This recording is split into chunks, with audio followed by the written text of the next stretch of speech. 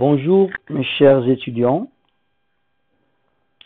on va enchaîner pour cette vidéo-là sur l'examen de l'année dernière, session je crois rattrapage, oui c'est ça rattrapage, et on va faire cet exercice-là, parce que si vous vous rappelez très bien, je vous ai dit que lors de l'examen de cette année-là, il n'y aura pas des questions de cours, c'est des questions de démonstration. C'est-à-dire qu'il n'y aura que des questions d'application. On est d'accord?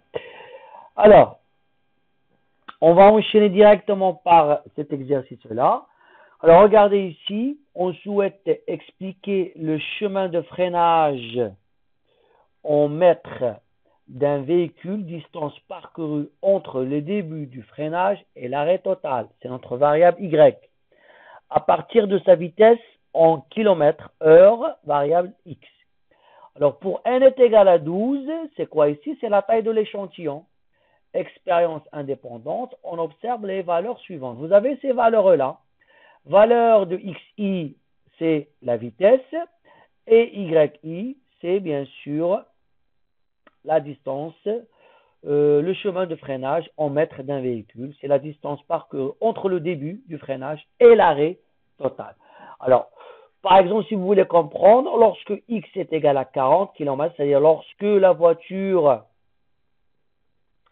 il est en 40 km, c'est-à-dire on la conduit avec 40 km par heure. Si on veut freiner, on a besoin de 9. Ok? Donc, on a besoin de 9 mètres pour freiner. Ok? Si je la conduis avec 50 km par heure, j'ai besoin de 11 mètres.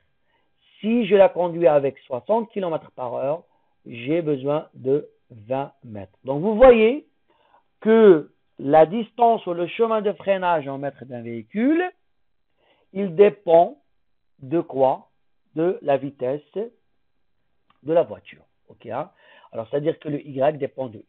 Alors, nous, on veut étudier, on va dire, cette, relation entre le chemin de freinage et la vitesse en kilomètres de la voiture. Ok? Donc, on vous demande d'estimer l'équation de la régression par la méthode des moindres carrés. Ok? Donc, il faut que je calcule le bêta 0 chapeau et le bêta 1 chapeau, si vous vous rappelez très bien. Alors, dans ce cas-là, regardez. Donc, j'ai déjà établi ce tableau-là parce qu'il va nous aider. Moi, je ne vais pas le remplir, mais je vais vous expliquer comment on va le remplir pour qu'on puisse calculer le bêta 0 chapeau et le bêta 1 chapeau. Hein. Alors, n'oubliez pas une petite chose, s'il vous plaît. C'est que nous, on veut écrire Y I chapeau est égal à bêta 1 chapeau XI plus bêta 0 chapeau. C'est l'équation qu'on cherche, hein, on est d'accord? Et on veut calculer combien ça vaut bêta 1 chapeau et bêta 0 chapeau. N'oubliez pas une petite chose, c'est que le bêta 1 chapeau, c'est quoi? C'est la covariance sur la variance de x, ça c'est d'après le cours, et le bêta 0 chapeau, c'est quoi? C'est y bar moins bêta 1 chapeau x bar. Ça c'est d'après le cours. Hein. Très bien. Alors pour cela, il faut que je remplisse ce tableau-là parce que c'est lui qui va nous donner ces informations. Alors comment je vais faire? C'est simple. Donc, vous remarquez très bien ici, hein, une petite chose, c'est que j'ai déjà, bien sûr, établi les valeurs de xi qui sont 40, 50, 60 jusqu'à 150 et les valeurs de yi qui sont de 9 jusqu'à 124. Alors, première étape, c'est que je dois calculer quoi? Je dois calculer la moyenne de xi et la moyenne de yi. Comment? Alors, en fait, ici, dans cette ligne que je l'ai laissée vide, je dois calculer ce qu'on appelle la somme. Ok? Donc, je vais faire 40, plus 50, plus 60, plus 70, plus 80, 90, 100, 110, 120, 130, 140, 150. Je calcule la somme. Lorsque je vais calculer la somme, je vais trouver ces 1140. OK? Et dans ce cas-là, si je veux calculer maintenant la moyenne, c'est quoi? C'est 1140 divisé par quoi? Divisé par 12. C'est quoi 12? C'est la taille de l'échantillon. C'est-à-dire combien de couples on a, combien de valeurs on a. Eh bien, on va trouver que x bar est égal à combien? À 95. Voici la moyenne. Vous avez compris? Ben, la même chose, on va faire pour le YI. Je vais faire la somme de 9, 11, 20, 27 jusqu'à 124. Je vais calculer ici la somme et je vais les diviser par 12 et je vais trouver que Y bar est égal à combien? Est égal à 57,5833. Ben, je vous ai dit, je vous rappelle très bien aussi dans les autres vidéos que je prends toujours 4 valeurs, hein, plus que 4 valeurs. Hein. C'est mieux de prendre plus que 4 valeurs. OK? Alors, après, dans cette colonne-là, vous avez calculé xi moins x bar. Ça veut dire quoi? Ça veut dire 40 moins 95. Et vous la mettez ici. 50 moins 95. 60 moins 95. Et vous remplissez toute cette colonne-là. Lorsque vous la remplissez, vous calculez la somme. Et bien la somme ici doit être égale impérativement à 0. Mais puisque impérativement égale à 0. Mais si vous avez des virgules, donc ça va être proche de 0. On est d'accord? Proche de 0 à 10 à la puissance moins 4 si vous prenez 4 valeurs après la virgule. On est d'accord? La même chose, la valeur que vous avez calculée ici, vous la mettiez au carré ici. Alors par exemple, si vous avez fait 40 moins 95, ici la valeur vous aurez tout simplement c'est combien? Vous aurez, c'est moins 55, ici, hein, ça c'est moins 55, et ici vous allez faire moins 55 au carré qui va être une valeur positive. Et bien vous remplissez ici les valeurs au carré et vous calculez la somme. Lorsque vous allez calculer la somme, qu'est-ce que vous allez faire avec cette somme-là que vous avez ici? Vous allez les diviser par quoi? Vous allez les diviser par 12 pour calculer la variance de x. Et bien en fait la variance de x, vous allez trouver c'est 1191,6666. Ce que vous avez fait pour le xi, vous allez le refaire maintenant pour le yi. C'est-à-dire maintenant, vous allez prendre 9 moins 57,5833, c'est-à-dire sa moyenne. Okay, hein? Vous la remplissez ici, vous la remplissez. Ben, lorsque vous allez faire la somme, vous n'allez pas trouver 0 parce que nous, le y bar, c'est pas précisément 55,5833, il y a plusieurs valeurs après la virgule. Ok, on est d'accord? Donc, vous allez trouver ici une valeur qui est proche de 0 à 10 à la puissance moins 4. Hein, okay? Et après les valeurs que vous avez trouvées ici à y moins y bar, vous allez faire au carré. Vous allez les mettre au carré.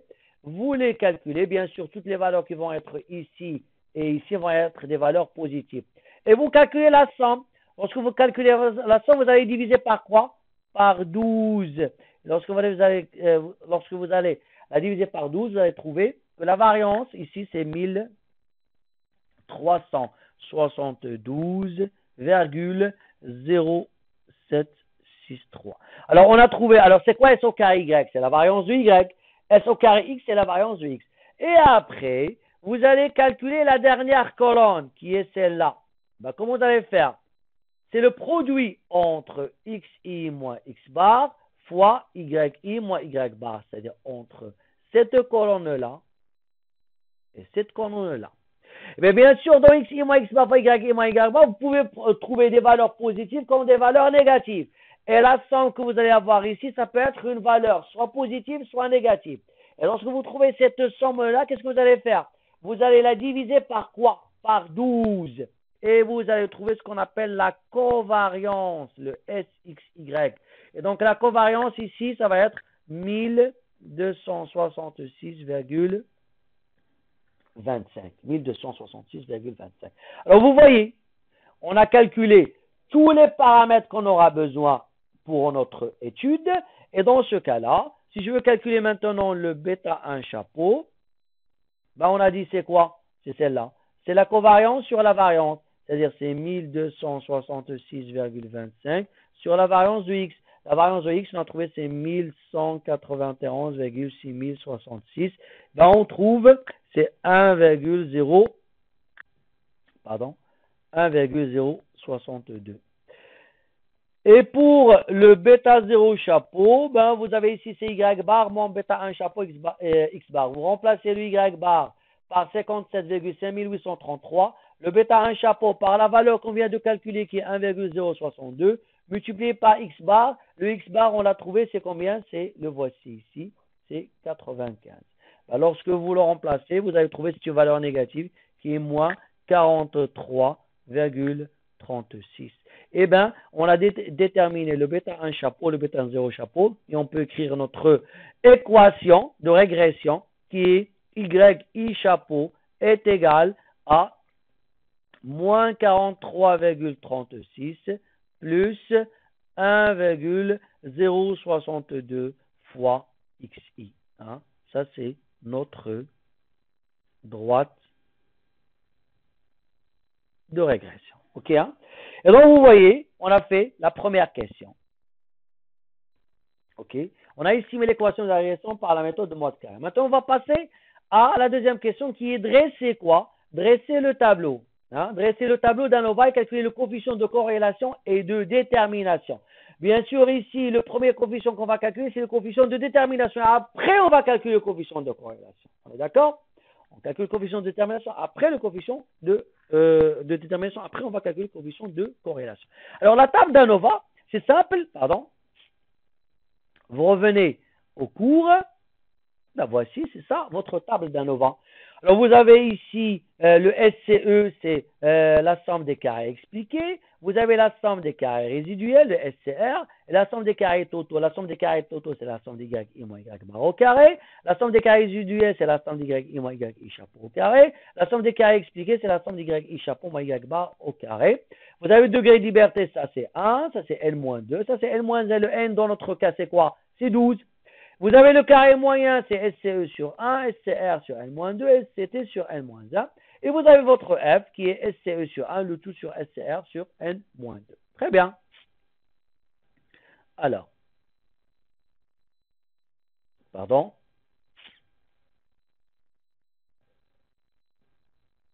Alors, on va passer maintenant à la table d'ANOVA. Donc,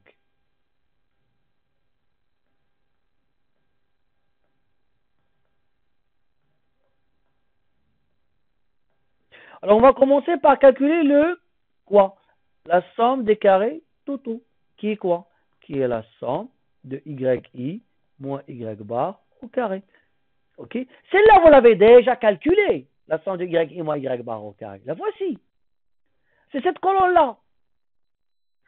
Y moins y bar, c'est cette somme que vous avez ici, que vous avez calculée. C'est la somme de y moins y bar au carré.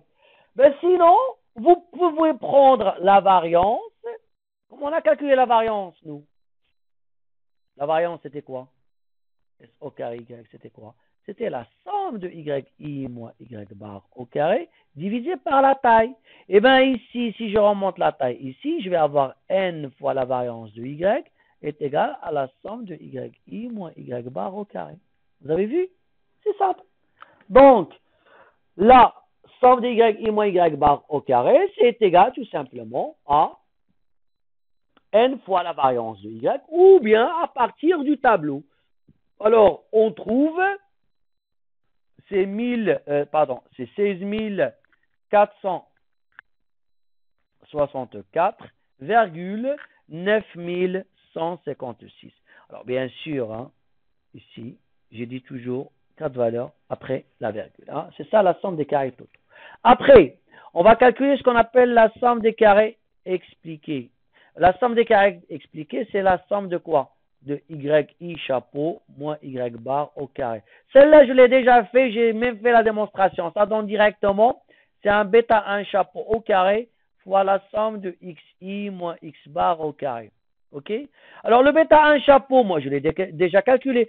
Et la somme de xi moins x bar, aussi, je peux la trouver à partir du tableau. La voici, c'est cette colonne-là que vous avez ici. Vous avez calculé ici xi moins x bar au carré. Donc, c'est cette somme-là, pardon. C'est la somme que vous avez ici. Sinon, vous pouvez la calculer à partir de la variance de x.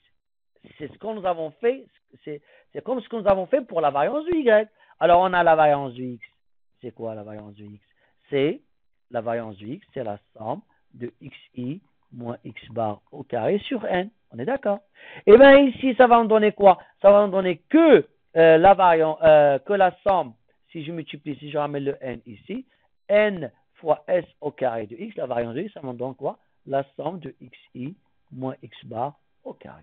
OK? Et donc, bah, on trouve au total, si je remplace le bêta 1 chapeau par 1,062 au carré multiplié par la somme de x moins x bar qui est n fois s au carré de x, bah, on trouve à la fin, c'est 16 128,1682. OK, hein? Bah, vous avez la somme des carrés totaux, vous avez la somme des carrés expliqués, et bah, la somme des carrés résiduels, c'est simple, c'est quoi? C'est la somme des carrés totaux moins la somme des carrés expliqués à partir du cours, hein? On est d'accord? Bah, on trouve, c'est 336,7474. 74, hein? Donc, maintenant, je peux établir mon tableau, hein? Alors, on a 3 lignes et on a 1, 2, 3, 4, 5. Alors on a 3 lignes, hein, donc on a 3 lignes et on a 1, 2, 3, 4 et celui-là. OK? Donc, alors ici, c'est la source, c'est la somme expliquée. Ça, c'est la somme résiduelle. Et ça, c'est la somme totale. Alors, je remplace. Hein. Alors, ici, on a trouvé, c'est un 16 128,1682. Ici, on a trouvé 336, la résiduelle, 7474. Et la dernière, on a trouvé, c'est un 16 464,9156. Alors, toujours degré de liberté de la source, de la somme des carrés expliqué, c'est toujours c'est 1. Le degré de liberté de la somme des carrés résiduels, c'est n-2. Avec n, c'est la taille de l'échantillon qui est égale à 12. 12 moins 2, c'est 10. Et le degré de liberté de la somme des carrés totaux, c'est la somme de 1 plus 10 qui est égale à 11. C'est n-1. N, c'est 12. 12 moins 1, c'est 11. OK? Maintenant, qu'est-ce que je calcule ici, hein, si je reviens au cours? Hein? Qu'est-ce que je calcule? Je calcule le carré moyen. Je divise la somme de mes sources de variation sur leur degré de liberté. OK? Alors ici, ça va être 16 128 divisé par 1, ça reste 16 000. 16 128,1682. Et si je divise celle-là par 10, ça va en donner un 33,67474. Et celle-là, 16 464,9516, je divise par 11, ça me donne 1496,8105. La dernière colonne, c'est le F. C'est le test de quoi? De Fischer. Qui est quoi? Qui est le carré moyen des expliqués, celui-là, sur le carré moyen des quoi? Des résiduels. C'est-à-dire 16 128,1682 divisé par 33,6 67 474. Hein. Bah, on trouve à peu près un 478. Hein. OK, un 478. Alors, 9996. OK? Très bien. Et voici, bien sûr, notre tableau d'ANOVA. Vous voyez? Donc, on commence toujours de cette façon-là. On calcule la somme des carrés totaux Après, on passe à la somme des carrés expliqués. Et après, je calcule la somme des carrés résiduels. Hein, la somme des carrés résiduels. Alors, on passe maintenant à la question numéro 3, pardon. Alors, dans la question numéro 3, j'ai oublié, et calcule le coefficient de corrélation détermination. Donc, il faut que je calcule le coefficient de détermination, hein, le premier. Alors, coefficient de détermination, le R au carré, c'est simple, c'est la somme des carrés expliqués sur la somme des carrés totaux. Ben, je calcule, je vais trouver, c'est à peu près 0,9795. 9784, ce qui veut dire ici qu'il y a une grande significative, c'est-à-dire il y a une grande relation entre le X et le Y. Okay, hein?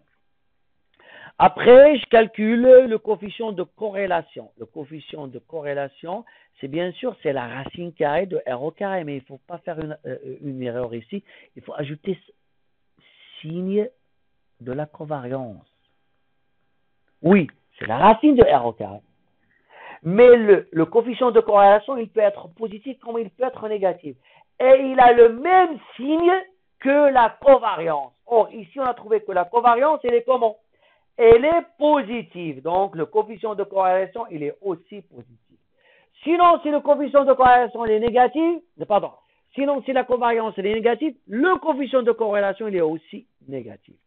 Là, on trouve ici un 0,9896. Donc, c'est le coefficient de corrélation. Alors,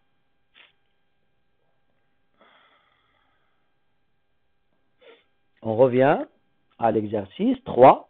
On vous demande d'effectuer la table d'ANOVA, d'effectuer le test de Student permettant de déterminer si la réaction elle est significative au niveau de confiance de 90%. Commenter. Alors, commenter, ça veut dire est-ce que la régression elle est significative, oui ou non?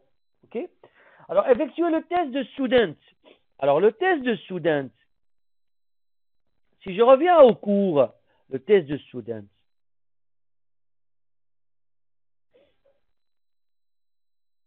c'est celui-là, ce que vous avez ici.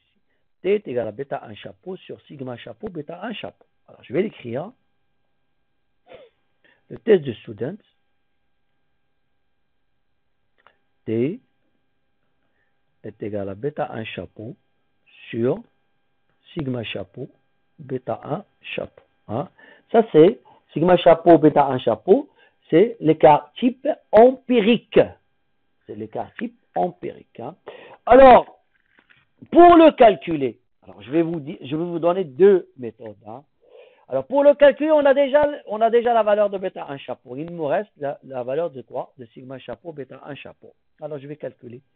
C'est quoi sigma chapeau 1, bêta 1 chapeau, l'écart type empirique? Bien sûr, c'est la racine carrée de quoi? De sigma chapeau au carré epsilon sur quoi? Sur la somme de xi moins x bar au carré. On est d'accord? C'est là, soit on le calcule à partir du tableau, ou bien c'est la racine carrée de sigma chapeau au carré epsilon sur n fois la variance de x. On est d'accord? Ok? Donc on trouve est égal à 0,0485. Alors j'ai oublié de vous dire comment on a calculé le sigma chapeau au carré epsilon. Ben, c'est simple, on l'a déjà celui-là. Où est-il? Ben, c'est celui-là, c'est cette valeur-là. C'est quoi sigma chapeau au carré epsilon? Sigma chapeau au carré epsilon. Je prends une autre couleur. Sigma chapeau au carré. Epsilon, c'est quoi? C'est la somme des carrés résiduels sur quoi? Sur n-2. C'est-à-dire c'est le carré moyen résiduel. C'est celui-là. C'est 33,67 474. OK? Et donc, la somme de xi moins x bar, il est assez grande que n fois s au carré x, elle est assez grande que sigma chapeau, c'est pour ça qu'on trouve c'est 0,0485. Ben, si je remplace dans t, ben, si je remplace ici, hein, donc t, si je remplace bêta 1 chapeau par sa valeur, sigma chapeau, bêta 1 chapeau par sa valeur, on va trouver c'est un 21,8969. Hein. Alors, il y a cette méthode-là. Mais n'oubliez pas qu'il y a aussi une autre méthode que vous l'oubliez souvent. Et elle est très simple. Parce que moi, je viens de vous demander, d'effectuer la table d'ANOVA. Eh bien, vous avez ça. N'oubliez pas ça. Regardez. F, c'est quoi? C'est T au carré. F, c'est quoi F? C'est le test de Fisher. Est égal à quoi? C'est le carré du test de student. C'est le carré, je répète, c'est le carré du test de student. Et nous, on a déjà calculé le test de Fisher. On l'a déjà, le test de Fisher.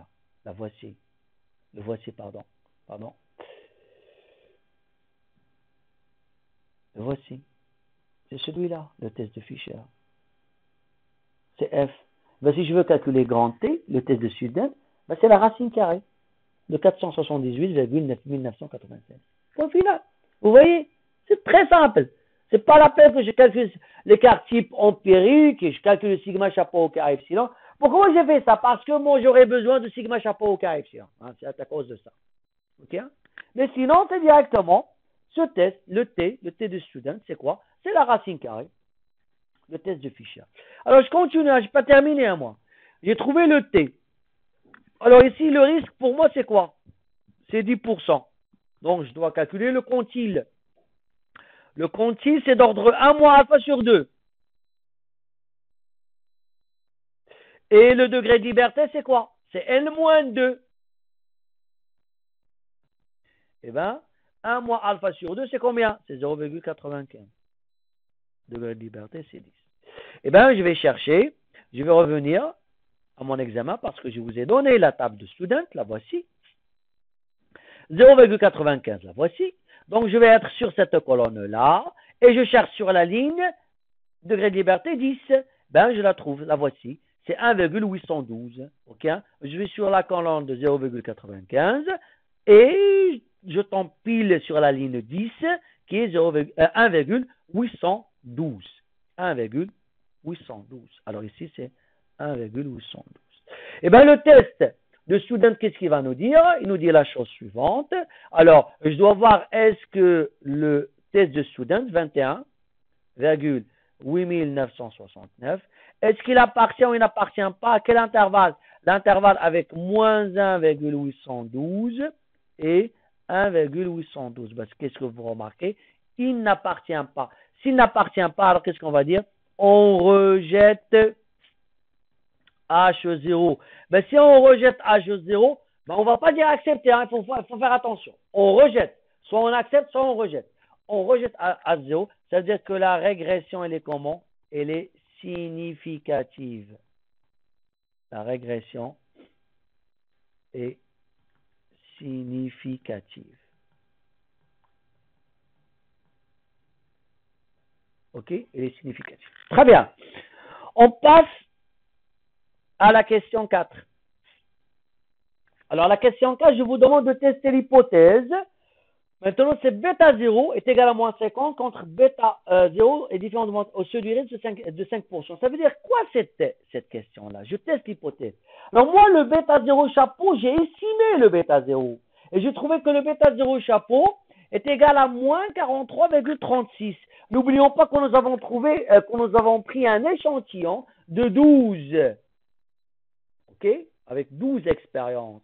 Notre population mère, est-ce qu'il contient que ces 12 expériences? Ben, il contient une infinité d'expériences. Toutes les voitures, tous les motos, bien sûr avec leur kilométrage, leur freinage et tout ça. Donc, on n'a pas une population qui est restreinte à 12. Donc, on a une population qui contient une infinité de variables. Et bien ici, la question que je vous donne dans la question 4, ça veut dire quoi?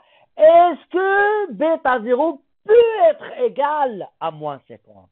Est-ce que je peux trouver un échantillon parmi tous les échantillons qui appartient à ma population mère tel que bêta 0 est égal à moins 50? Parce que moi, j'ai estimé bêta 0 dans mon échantillon avec les 12, avec la taille qui est égale à 12. Et je peux avoir un autre échantillon avec une taille de 30, un autre échantillon avec une taille de 50, un autre échantillon avec une taille de 1080, et ainsi de suite. Et même, je me pose la question, est-ce que bêta 0 puisse être égal à moins 50. Ok, hein? Alors ici, le test qu'on va faire, c'est toujours un test de student. Ok, hein? C'est toujours le test de student. Et bien ici, ça va s'écrire de cette façon-là, qui est le T, est égal à quoi?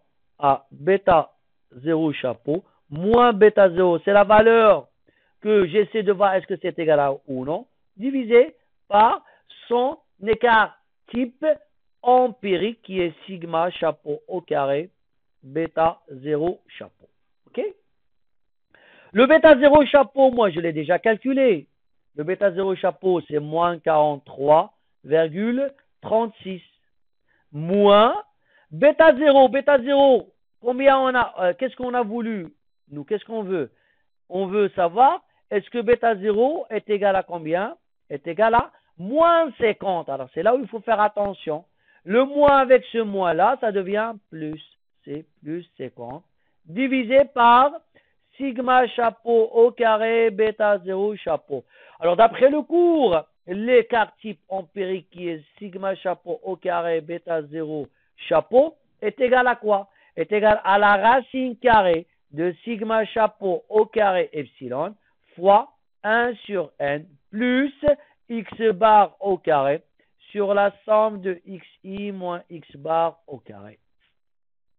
Sigma chapeau au carré epsilon, on l'a déjà calculé. Le n, c'est 12.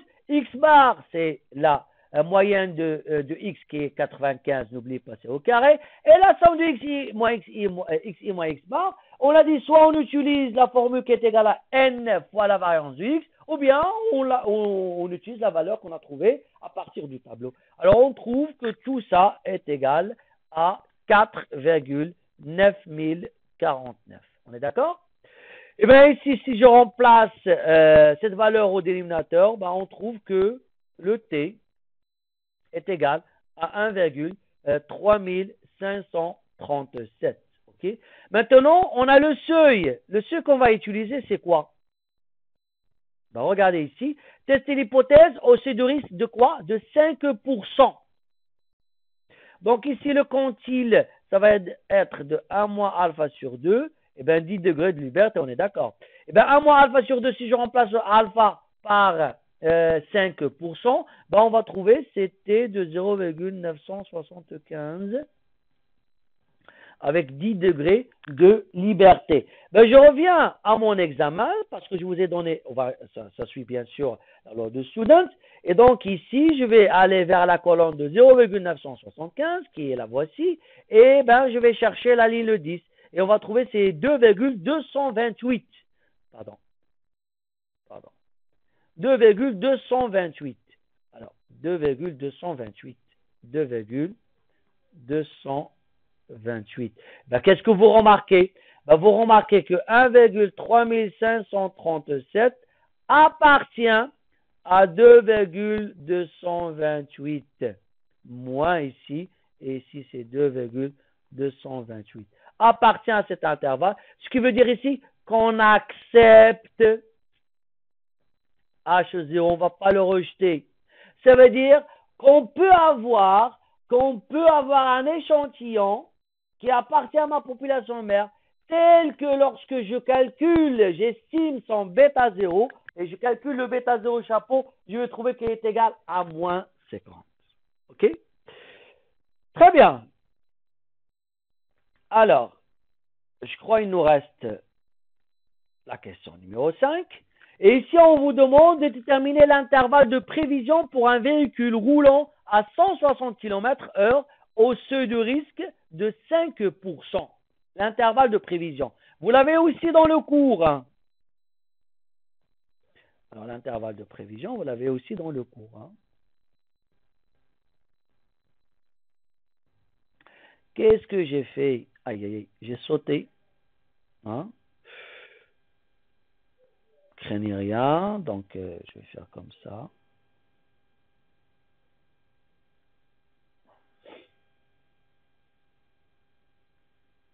Alors, le voici, c'est ici. Alors, l'intervalle de prévision, c'est celui-là. Le voici. On a déduit l'intervalle de prédiction pour Y0 au niveau de confiance 1 moins alpha. C'est celui-là. C'est le Y0 chapeau moins T indice 1 moins alpha sur 2 sigma chapeau epsilon. Racine carrée de 1 sur 1 plus x0 moins x bar au carré sur la somme de xi moins x bar au carré plus 1. Et ici à la place de moins, il y a ici un plus. Ok? Donc je vais l'écrire. Alors, l'intervalle, c'est celui-là. Alors, on a dit, c'est Y0 chapeau, moins le conti 1 moins alpha sur 2. OK. Sigma chapeau epsilon, racine carrée de 1 sur n, plus x0 moins x bar au carré, sur la somme de xi moins x bar au carré, et ici c'est plus 1. Et l'autre extrémité de l'intervalle, c'est x0 chapeau plus t indice 1 moins alpha sur 2, sigma chapeau epsilon, racine carrée de 1 sur 1 ici, j'ai oublié la parenthèse, 1 sur n, ok, plus x0 moins x bar au carré sur la somme de xi moins x bar au carré. Et ici, c'est plus 1. Je ferme ma parenthèse et je ferme mon intervalle. Alors, première chose, il faut que je calcule le y0 chapeau. Alors, bien sûr, le x0, c'est 160. Je calcule le y0 chapeau. Ben, j'utilise quoi? Je vais utiliser ma droite de régression. La voici, celle-là. Et je remplace ici le xi par quoi? Par 160. Okay? Donc, je vais faire ici une prévision. Vous avez compris? Et donc, on va avoir quoi ici? Ben, moins 43,36 plus 1,062 multiplié par 160. Ben, on trouve, c'est 126,56. Très bien. Sigma chapeau epsilon, on l'a déjà calculé. On a déjà calculé, mais on a calculé, si je ne dis pas de bêtises, on a calculé sigma chapeau au carré epsilon. Hein, on est d'accord. Hein? Il ne faut pas que je commette cette erreur-là. C'est fatal. Ici, c'est sigma chapeau au carré epsilon qu'on a calculé à partir du tableau d'ANOVA. On a dit c'est celle-là. C'est 33,67 474. Et moi, je vais calculer la racine carrée de cette valeur. OK? Donc, j'enlève le carré. Je calcule la racine carrée de cette valeur. Ben, la racine carrée de cette valeur, ben, on tombe sur 5,8029. OK? Très bien. Après, je dois calculer le quantile. Le quantile, n'oubliez pas qu'on a, ben, je ne me rappelle pas, le alpha. Le alpha, le risque, c'est 5%. Alors, si 5%, alors on va trouver le même quantile que de la question 4, parce qu'on a le même risque et on suit la même loi, la même loi qui est la loi de Student. On est d'accord? Et donc, c'est le même. Alors, on l'a déjà. C'était de 0,975 avec 10 degrés de liberté qu'on a trouvé, c'est 2,228. C'est ça. Après, ben, qu'est-ce qu'on a? Le x0, on a dit c'est 160. Le x bar, c'est 95. La somme de xi moins x bar au carré, ben, soit à partir de du tableau, soit c'est n fois la variance de x. et B plus 1. Ben, je remplace tout ça, hein, on n'a rien à ajouter, je remplace et je vais trouver, bien sûr, l'intervalle suivant qui est 111,3792. L'extrémité à gauche et l'extrémité à droite, c'est 141,7408. Eh bien, vous voyez la valeur qu'on a trouvée ici qui est 126,56, ça se trouve au milieu de cet intervalle. C'est-à-dire ici, qu'est-ce qu'on va dire? Qu'est-ce qu'on a dit? Pour que vous arriviez à comprendre, c'est quoi l'intervalle de prévision? Nous, on a calculé la valeur, on a prédit la valeur. Mais cette valeur qu'on l'a prédit, elle n'est pas juste à 100%, c'est une prédiction. Ça reste une prédiction. Eh bien, on a dit que la valeur prédite, ça peut être entre 111 et 141 avec un risque de combien? Avec un risque de 5%. C'est-à-dire l'erreur qu'on a commise, c'est 5%. OK? Vous avez compris? Et donc, vous voyez, on a terminé la solution, la résolution de cet exercice. Et je crois que j'ai bouclé la boucle avec tous les exercices possibles que vous pouvez avoir dans votre examen. Alors, n'oubliez pas une petite chose. L'examen, ça sera sous forme d'un QCM. Je répète, l'examen, ça sera sous la forme d'un QCM, question à choix multiples. Et pour chaque question, vous aurez une et une seule réponse. Parfois, dans la question, je vais vous demander laquelle elle est juste. Donc, vous devez chercher quelle est la réponse juste parmi les 4 choix que je vais vous donner. Pour chaque question, je vais vous donner 4 choix. Et pour chaque question, il existe une seule réponse. Alors, les différentes questions que je vais vous demander, quelle est la réponse juste? Et donc, vous aurez 3 qui sont fausses et une juste. Et je peux aussi vous demander laquelle elle est fausse. Et dans ce cas-là, vous aurez 3 réponses justes et une qui est fausse. Et vous devez cocher la réponse fausse. Alors, je répète. L'examen, il sera sous la forme d'un QCM, question à choix multiples. OK? Et pour chaque question, vous aurez 4 choix. Et parfois, je vais vous demander laquelle elle est fausse et laquelle elle est juste. Alors, il faut être très attentif. OK? Très attentif. Et donc, l'examen, il sera tout simplement sur tout ce qu'on vient de voir dans le cours et dans les différentes vidéos que je vous ai faites. On est d'accord? C'est-à-dire calculer le bêta 0 chapeau, le bêta 1 chapeau, calculer la somme des carrés résiduels, calculer la somme des carrés expliqués, la somme des carrés totaux, calculer le test de Fisher, calculer le test de Student, déterminer est-ce qu'on va dire la régression elle est significative, tout ça, calculer la prévision, calculer l'intervalle de prévision, calculer l'intervalle, on va dire, des régressions, c'est-à-dire de bêta 0 chapeau et de bêta 1 chapeau. Alors, ces intervalles-là, hein, pour que vous arriviez à comprendre de quoi je suis en train de parler. Alors, je reviens au cours. Hein.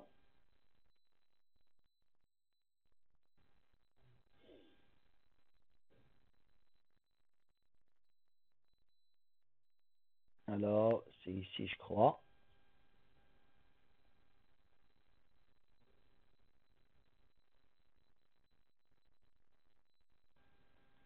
Non, c'est pas là.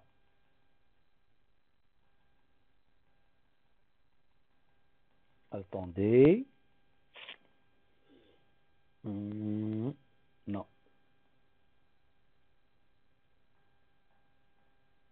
C'est l'intervalle de confiance de bêta 1. Hein. Le bêta 1 chapeau moins T indice 1 moins alpha sur 2, sigma chapeau bêta 1 chapeau plus T indice 1 moins alpha sur 2, sigma chapeau bêta 1 chapeau. Ce sont les intervalles de confiance. Alors la même chose que nous avons fait pour bêta 1, ça reste aussi juste hein, pour bêta 0. Hein. On a aussi l'intervalle de confiance pour bêta 0. Mais ici, à la place d'écrire bêta chapeau 1, on va avoir bêta chapeau 0. Le T, ça ne change pas, mais à la place d'avoir l'écart type empirique de bêta 1, on va avoir l'écart type empirique de bêta 0, c'est-à-dire sigma chapeau, bêta 0, chapeau. Okay, hein? Donc, grosso modo, c'est ce que vous allez voir durant votre examen et il sera sous forme de QCM. Alors, j'espère que vous avez bien suivi toutes mes vidéos et si vous avez des questions, n'hésitez pas de me les poser, s'il vous plaît, via le Classroom et je vais vous répondre le plus tôt possible, il n'y a pas de problème. Alors, je vous souhaite bonne chance, bonne révision et à la prochaine fois, Inch'Allah.